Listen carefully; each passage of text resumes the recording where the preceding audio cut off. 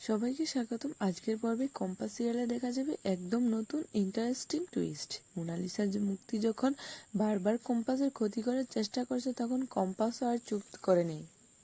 সে একদম এমনভাবে শিক্ষা দিল এবং শিক্ষা দেওয়ার প্ল্যান করলো। এইবার কম্পাস নিজেই ভূতের ছদ্মবেশে মোনালিসা ও মুক্তিকে ভয় দেখানো শুরু করে। হঠাৎ করে অদ্ভুত শব্দ, ছায়া আর ভয়ঙ্কর উপস্থিতি দেখে আর ভীষণ ভয় পেয়ে যায়। মনে করতে থাকে এটা কি সত্যি কোনো অশরীর কিছু নাকি অন্য কিছু।